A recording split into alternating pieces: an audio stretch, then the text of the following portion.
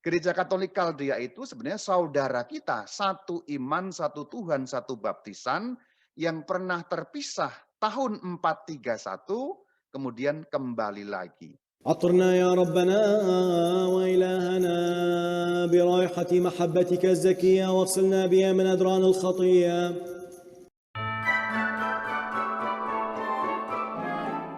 Kita akan berbicara mengenai Katolik Kaldea atau Gereja Katolik Kaldea. Kalau kita bicara mengenai Gereja Katolik Kaldea, kita akan bicara mengenai Patriarkat Babilonia Kaldea. Inilah lambang dari Patriarkat Babilonia. Tulisannya berbagai macam. Mari kita lihat pada lambang yang terdapat di layar. Di bagian tengah ini ada tulisan dalam tulisan Syria, yaitu dalam huruf Syria atau huruf bahasa Aram di sini. Di atas juga, kemudian ada sedikit dalam bahasa Arab di kiri dan kanan ini. Lalu bawahnya itu dalam bahasa Latin. Kenapa seperti ini? Kenapa berbagai macam tulisan? Dengan tulisan Syria karena memang akar-akarnya adalah dari Syria mereka ini. Liturginya terutama adalah liturgi Syria yang disebut sebagai liturgi Syria Timur. Maka ada tulisan dengan tulisan Syria.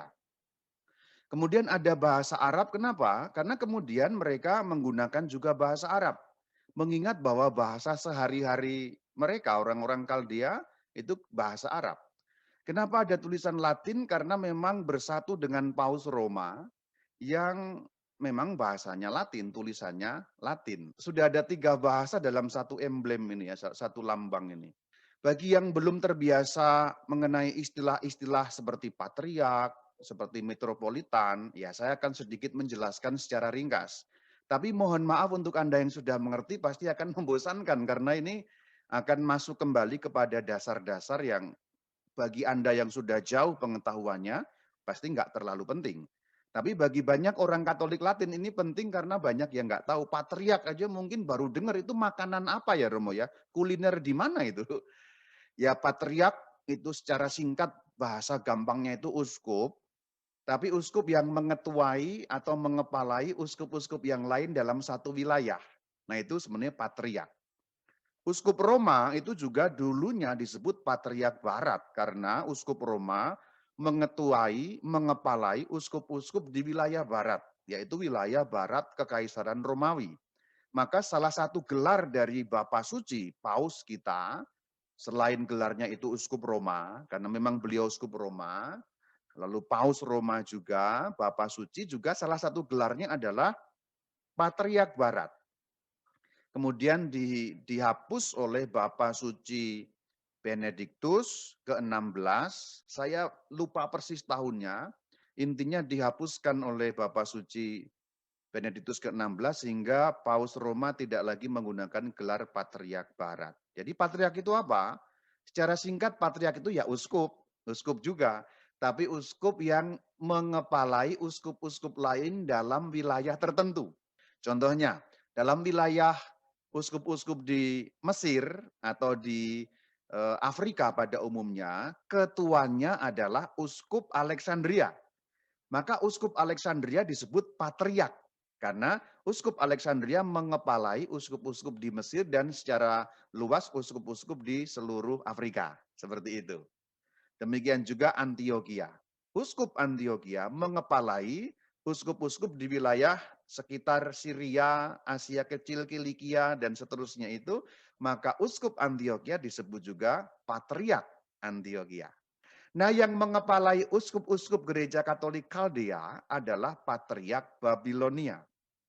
Pusatnya di Baghdad, meskipun gelarnya adalah Babilonia. Kenapa menggunakan gelar Patriark Babilonia? Karena memang pada zaman kuno gelarnya itu. Karena Kaldea itu sinonim dengan Mesopotamia, sinonim juga dengan Babilonia kalau kita melihat sejarahnya pada zaman dulu. Nah, patriark yang sekarang adalah patriark yang bernama Rafael pertama atau Louis Sacco. Louis Sacco, Rafael pertama itulah patriark Babilonia yang sekarang ini sedang berjumpa dengan Bapak Suci Paus Fransiskus. Tentu kita tahu belum lama kan kunjungan ke Irak juga bertemu dengan beliau. Kita harus catat saudara-saudari bahwa Katolik Kaldea itu ada dalam persekutuan dengan Roma. Berarti gereja Katolik yang sama dengan kita tapi beda ritus. Tata caranya berbeda. Tapi mengakui Bapa Suci sebagai pemimpinnya.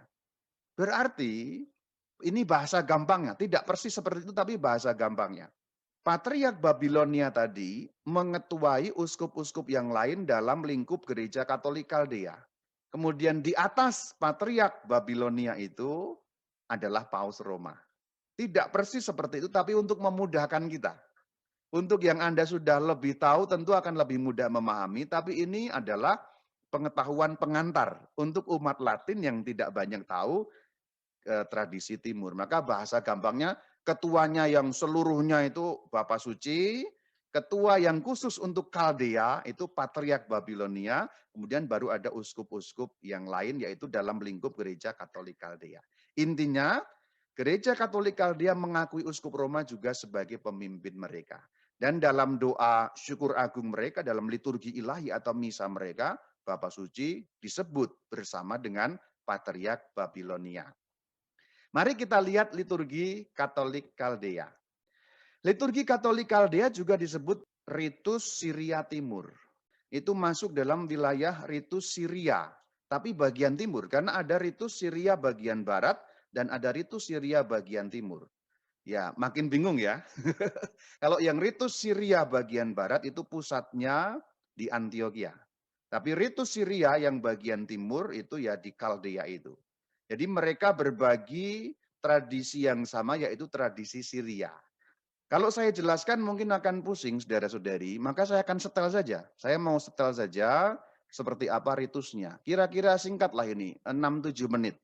Inilah ritus Kaldea atau ritus Syria Timur, yaitu ritus tata cara peribadatan. Saya jelaskan dulu ritus itu apa? Seperangkat tata cara beribadah. Bahasa gampangnya begini, misanya sama-sama misa, intinya sama, yang esensial sama, yang penting-penting sama, tapi rinciannya berbeda.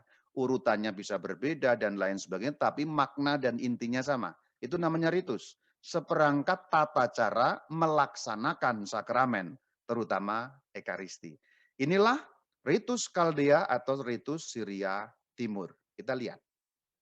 أنت آب الطفل بل آب الجميع أنت عين الجود والأرض السميع أنت آب الطفل بل آب الجميع أنت عين الجود والأذن السميع كل من يأتيك في قلب وديع دائما ما أنت فيه من ندى دائما ما أنت فيه من ندى دائما ما أنت فيه من ندى يا له آبا سعيدا ماجدا في حلى بر الرداء خلدا يا له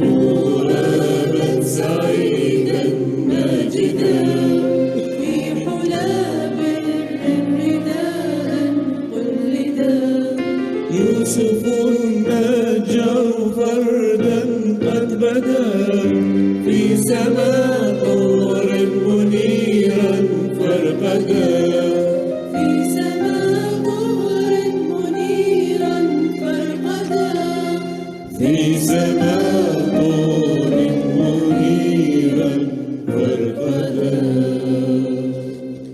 بسم الله والابن والروح القدس الإله الواحد آمين. وعلى الأرض السلام ورجاء صالح لبني البشر كل حين إلى الأبد. آمين. قونا يا ربنا وإلهنا بحنانك نحن الضعفاء لنخدم هذه الأسرار المقدسة التي أعطيت لتجديدنا وخلاصنا برحمة ابنك الحبيب يا رب الكل إلى الأبد. آمين. إلهنا عظيم وشديد القوة هللويا إلهنا عظيم وشديد القوة، ولا قياس لإدراكه، الرب يؤيد الوضعاء، ويذل الأشرار حتى الأرض. غنوا للرب حامدين، إنما رضا الرب عن الذين يتقونه هللويا عن الذين يرجون رحمته هللويا. هللويا هللويا هللويا. لنصلي السلام معنا. إننا نسجد لاسم ثالوثك المجيد والمقدس والمبارك والذي لا يدرك. هللويا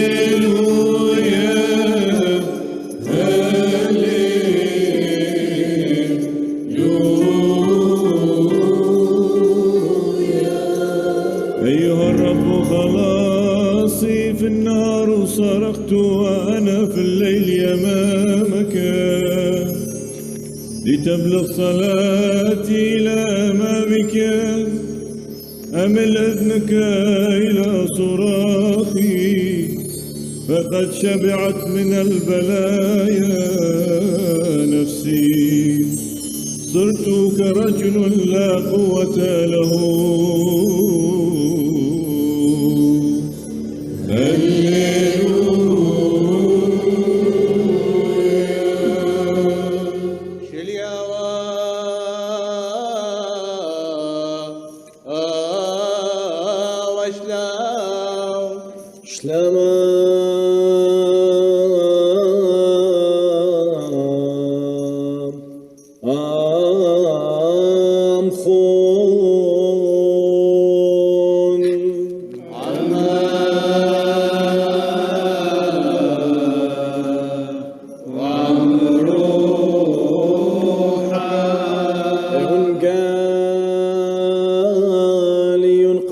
شاد مارني شوم شيحا كروزوثا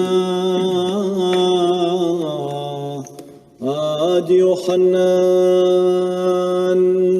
شو حالم شيحا مارن أريشنا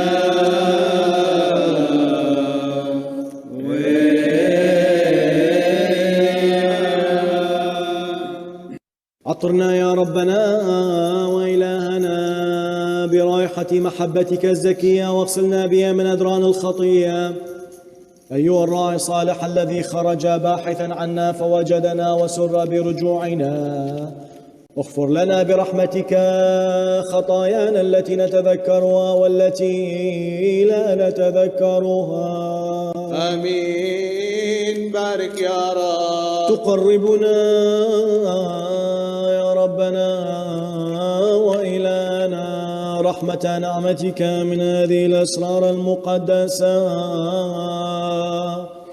ونحن غير مستحقين. حقا نحن غير مستحقين. نقترب يا رب إيمان حق باسمك من هذه الأسرار المقدسة، ونكسر بحنانك ونرسم برحمتك جسد ودم محينا ربنا يسوع المسيح، باسم الآب والابن والروح القدس إلى الأبد. آمين. يرسم الدم الثمين بجسد ربنا يسوع المسيح الغافر، باسم الآب والابن والروح القدس إلى الأبد. آمين. يرسم الجسد المقدس بدم ربنا يسوع المسيح الغافر، باسم الآب والابن والروح القدس إلى الأبد. آمين.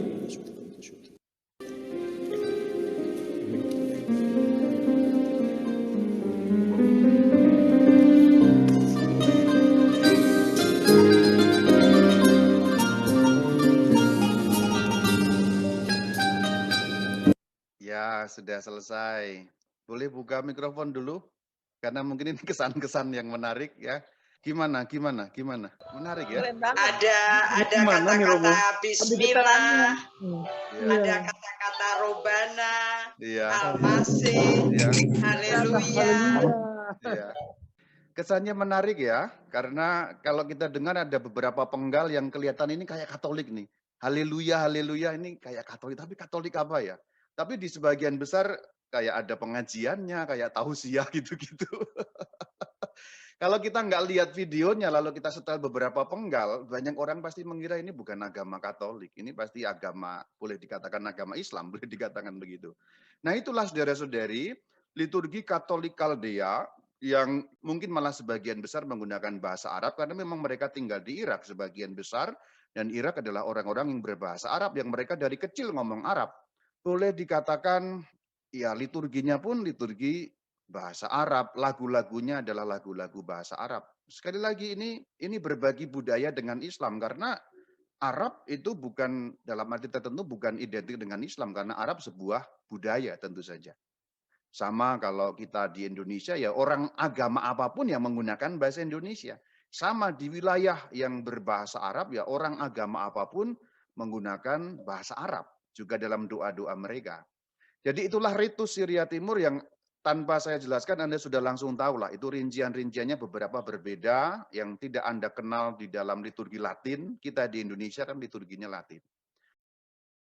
Kaldea adalah wilayah yang sama dengan Babilonia, juga sedikit Syria di bagian utara, atau pada zaman kuno juga disebut dengan Mesopotamia.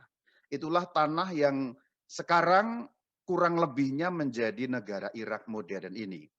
Kata Kaldea dari bahasa Akadia Kasdu atau Kaldu. Kemudian diserap di dalam bahasa Ibrani menjadi Kasdim. Kemudian diserap dalam bahasa Aram menjadi Kaldo. Nah bahasa Aram ini juga diserap dalam bahasa Yunani menjadi Kaldaya. Orang Latin itu biasanya ikut orang Yunani, maka menyebutnya Kaldea. Nah kata Latin Kaldea itu muncul di dalam kitab Genesis, yaitu kitab Kejadian, pada bab yang ke-11 ayat 31. Itu yang bicara mengenai Abraham. Langsung pada bagian yang dicetak kuning, saya nggak usah baca semuanya ya. De Ur Kaldeorum, jadi Ur Kaldea, Ur di Kaldea. Terjemahannya kalau dalam bahasa Indonesia, Ur Kasdim. Maka kalau ada istilah Katolik Kaldea, berarti Katolik Kasdim, Katolik di wilayah Mesopotamia, Katolik di wilayah yang dulunya kerajaan Babilonia, Katolik yang dulunya namanya Mesopotamia, atau dalam bahasa sekarang Katolik wilayah Irak, Katolik Irak. Tentu tidak menggunakan istilah modern Irak karena memang yang diacu pada zaman kuno yang wilayah itu dinamakan Kaldea atau Babilonia atau Mesopotamia. Itulah sejarah kata atau istilah Kaldea itu sendiri. Sekarang kita akan lihat kekristenan di Kaldea. Anda ingat bahwa ritus Kaldea itu sama dengan juga ritus Syria Timur. Ingat ini, ritus Kaldea sama dengan ritus Syria Timur. Berarti wilayah Kaldea juga wilayah kultural Syria. Itu berarti juga ada pengaruh kuat yaitu kultur Syria. Itulah kenapa mereka juga menggunakan bahasa Aram untuk liturginya dengan tulisan Aram atau tulisan Syria. Yang tadi sudah saya tunjukkan di bagian emblem atau lambang di awal tadi. Perhatikan ya, kalau kita ngomong Kaldea, kita juga ngomong tentang Syria. Dan itu sudah dituliskan dalam Injil Matius 4 ayat 23 dan 24. Perhatikan. Yesus pun berkeliling ke seluruh Galilea dan seterusnya, maka tersiarlah berita tentang dia di seluruh Syria. Berarti juga pasti ada bagian-bagian tertentu dari Kaldea tadi yang sudah mendengar Yesus Kristus. Jadi sebenarnya pada zaman Yesus Kristus, kabar mengenai beliau sudah jauh melampaui wilayah Yahudi. Sudah sampai di wilayah Syria. Nah itu yang saya lingkari dengan warna merah di dalam peta. Kalau wilayah Galilea itu agak ke bawah sini, Yudea makin ke bawah lagi, makin ke selatan dalam arti itu. Nah kemudian wilayah Syria itu sudah naik, melebihi wilayah Syro-Fenisia, lalu sampai ke kota Damsyik atau Damaskus, bahkan melebihi dari itu. Ditegaskan di dalam Kisah Rasul 15 ayat 23. Zaman Yesus sudah sampai beritanya. Artinya Yesus Kristusnya belum sampai ke sana, tapi kabarnya sudah. Karena memang sangat viral beliau itu pada waktu itu. Nah kemudian ketika baginda Yesus sudah naik ke surga, para rasul mewartakan Injil menyebar, itu jelas sekali bahwa kemudian dikatakan dalam Kisah Rasul 15 ayat 23. kepada mereka diserahkan surat yang bunyinya, salam dari rasul-rasul dan penatua-penatua, dari saudara-saudaramu kepada saudara-saudara di Antioquia, Syria dan Kilikia, yang berasal dari bangsa-bangsa lain. Yang saya lingkari merah itulah, ini sekarang saya perkecil petanya, itulah yang dimaksud wilayah yang disebut tadi Antioquia, Syria, dan Kilikia. Jadi kalau Antioquia itu adalah wilayah yang agak naik sedikit dari wilayah Yahudi. Kilikia itu belok kiri berarti ke arah barat sedikit. Syria itu belok kanan berarti ke arah timur sedikit. Yang artinya juga pasti mencakup wilayah Irak modern sekarang. Maka sebenarnya ayat di dalam Kisah Rasul 15 ayat 23 ini juga dapat dibaca kalau dalam kerangka modern. Antioquia berarti sekarang Libanon, Syria. Syria berarti juga Syria, Irak. Kilikia berarti daerah Turki. Kalau dalam kerangka modern sekarang. Artinya penyebaran Injil itu juga menyebar ke segala arah yang di luar bangsa Yahudi sudah. Kemudian dalam tradisi suci juga sangat jelas. Dalam Injil jelas, dalam Kisah Rasul jelas. Saya kutip satu dalam tradisi suci, yaitu Historia Ecclesiastica kitab pertama bab 13 ayat yang keempat.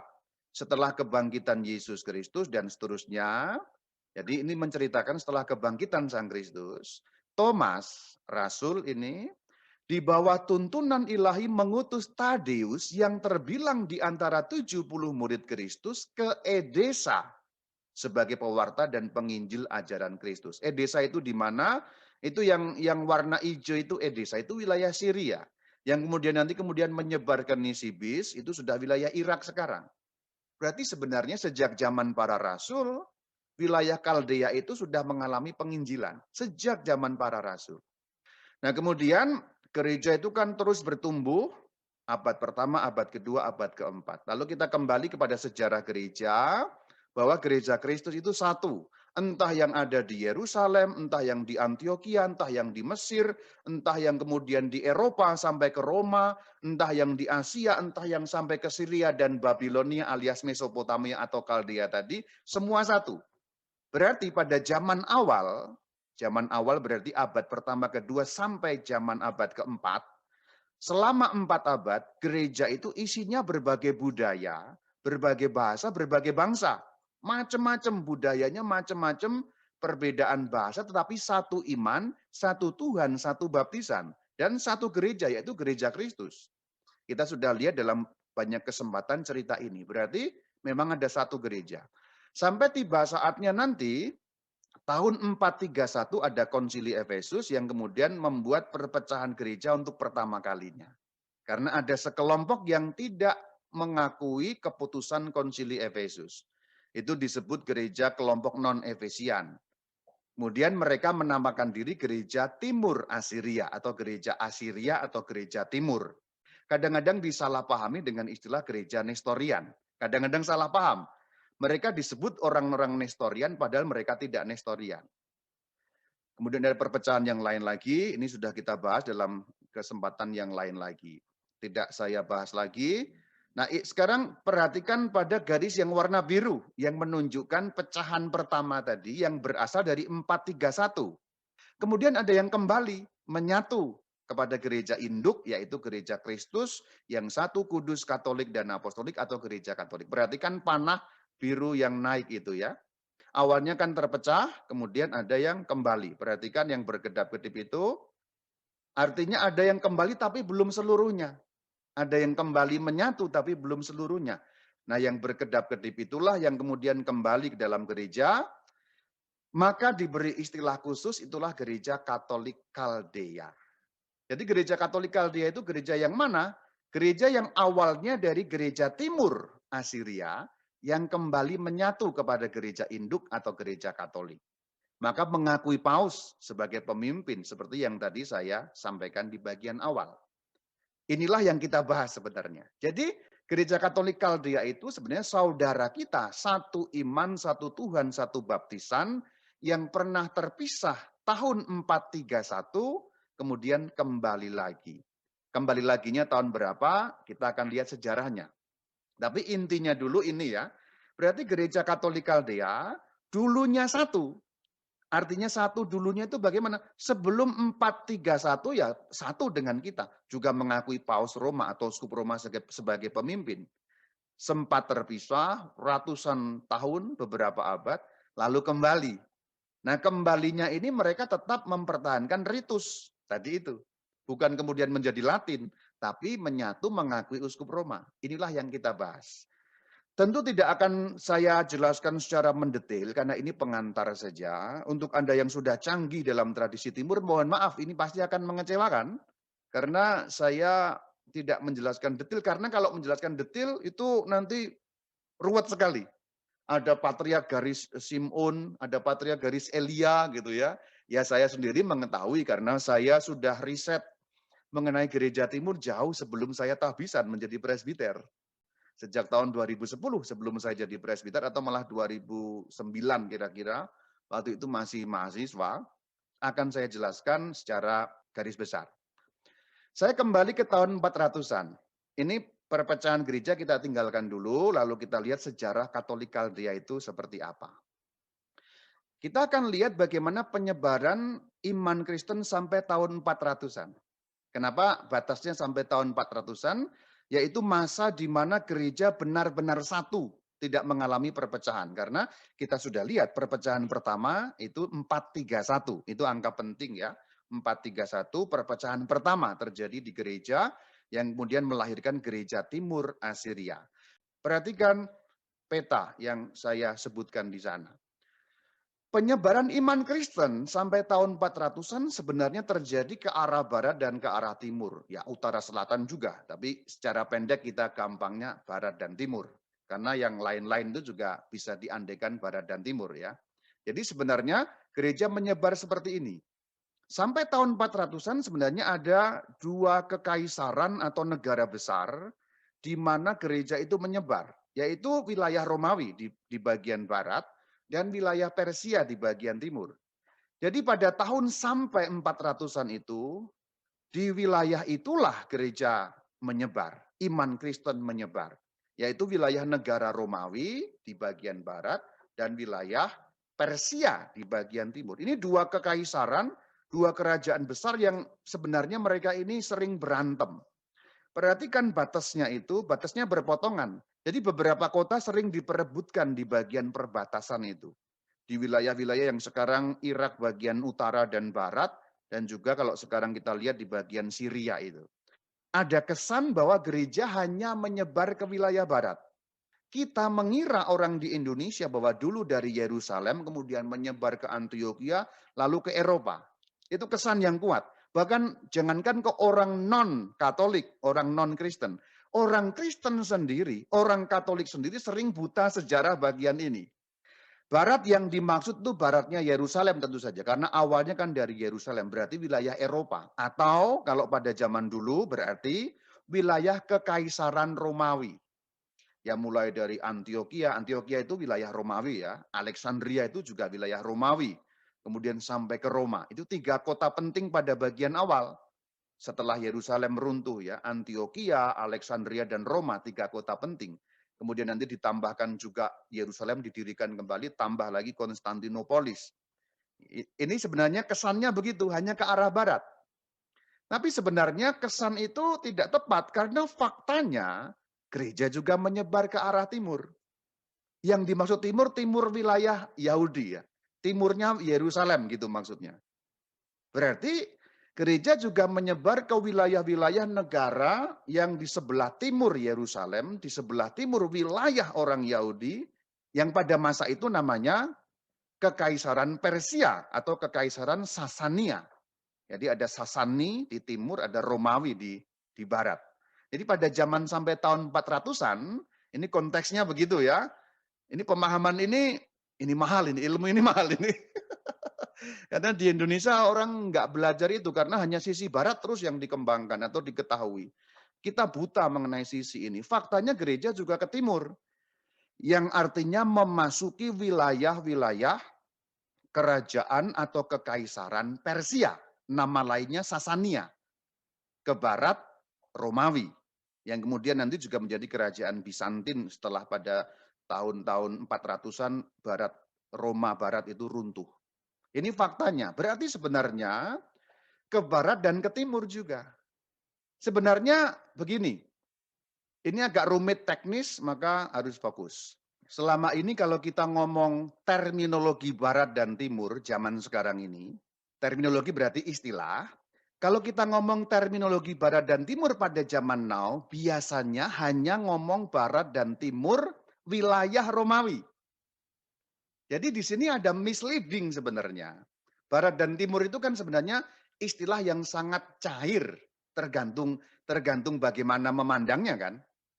Kalau kita di sini di Jawa, barat dan timur itu kan mengacu pada Pulau Jawa. Ini saya perbandingan simpel untuk menggambarkan.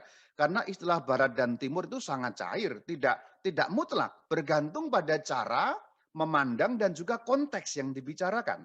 Contoh, kalau kita bicara mengenai Pulau Jawa saja, Bandung itu barat, Surabaya itu timur, kan begitu.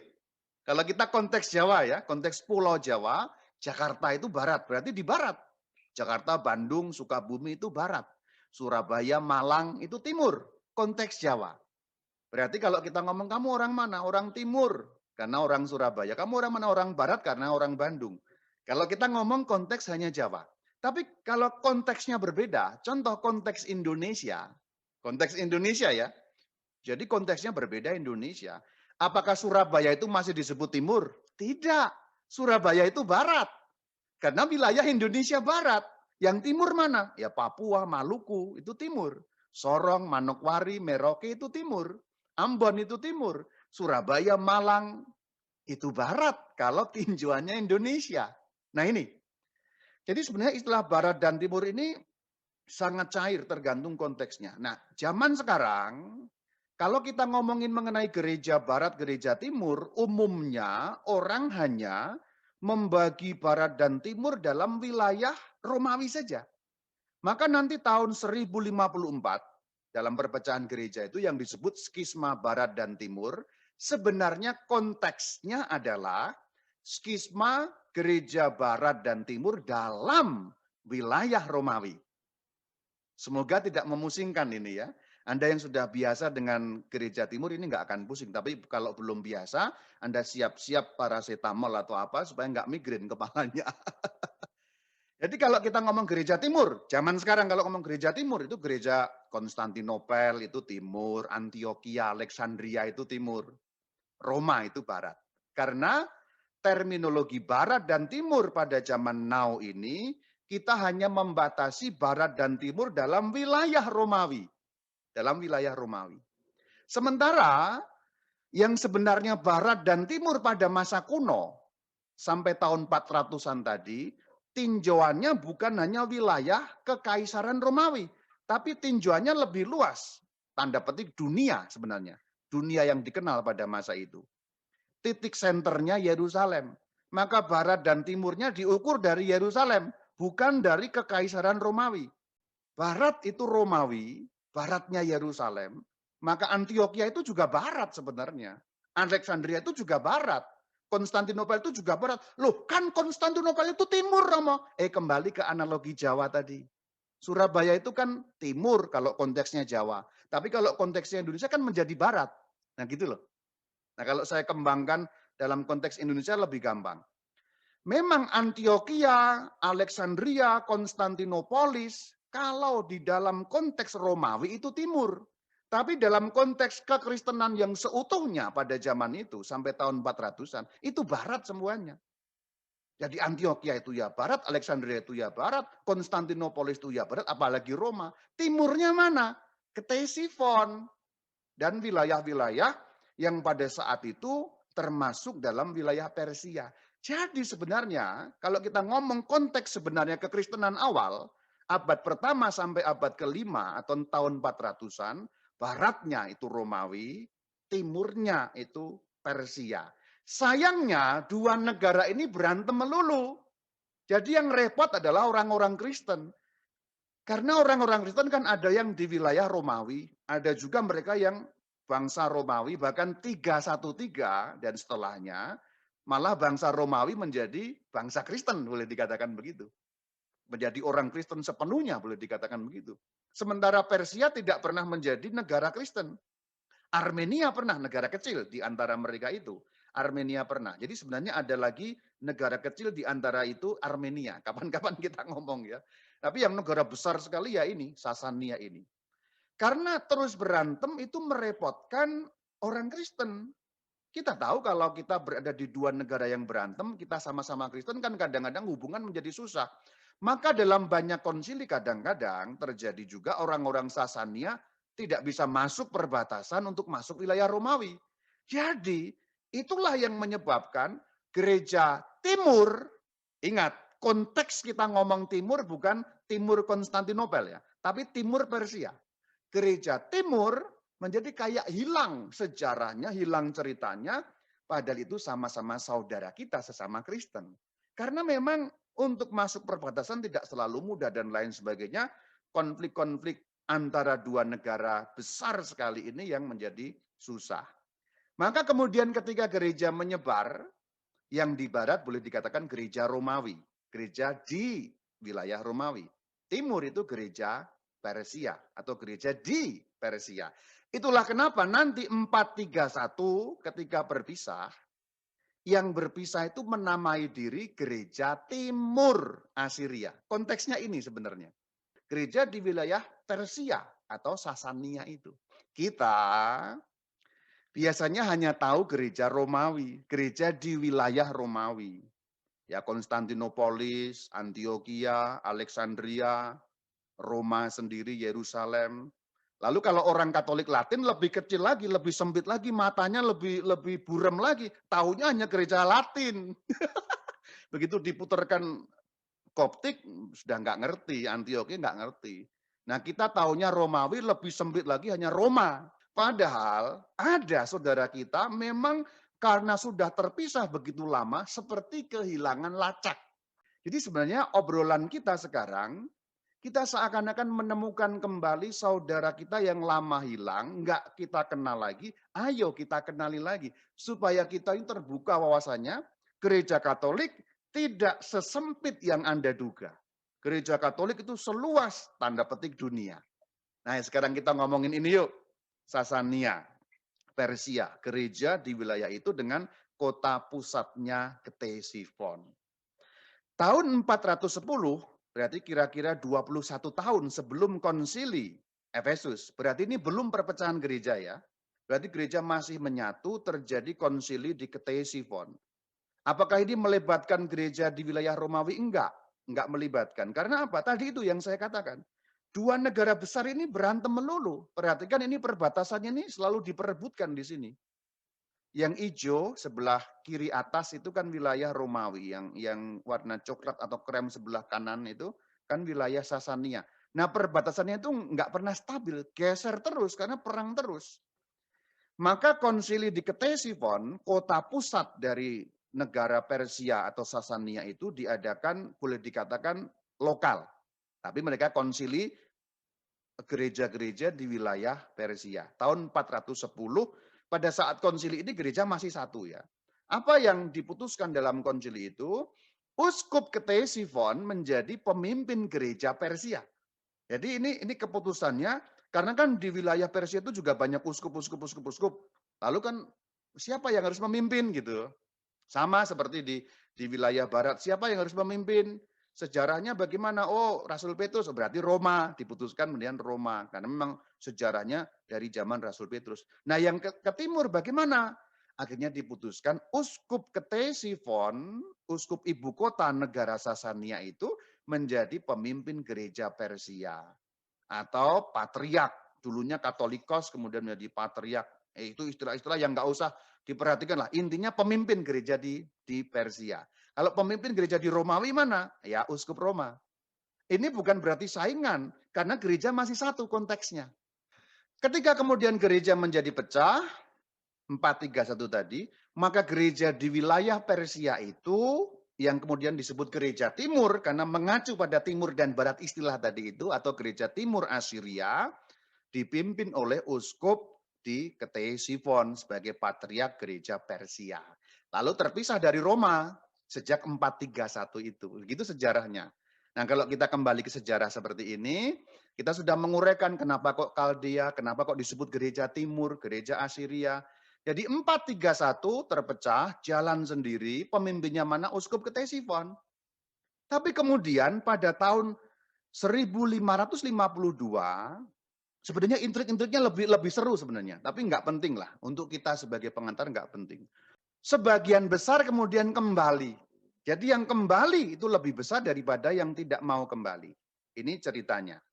Yang kembali sebagian besar itu tahun 1552, kemudian dinamai Gereja Katolik Kaldea. Sejarahnya mana? Ya tadi gereja yang di Persia tadi atau di kerajaan Sasania tadi yang terpisah dari 431 akhirnya kembali 1552. Namun sebagian kecil, saya katakan memang faktanya begitu, sebagian kecil tetap ada yang tidak mau kembali. Mereka tetap mempertahankan saya mau sendirilah. Ini bahasa gampangnya. Sejak 431 sampai hari ini gereja timur atau gereja Asiria atau gereja timur Asiria itu tetap tersendiri. Tapi mereka relatif lebih kecil dibandingkan yang kembali yang kemudian dinamai gereja Katolik Kaldea. Namun gereja timur Asiria yang kecil tadi itu pun terpecah akhirnya.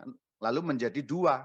Tahun 1968 pecahannya menamai diri gereja timur kuno. Kami yang lebih kuno katanya.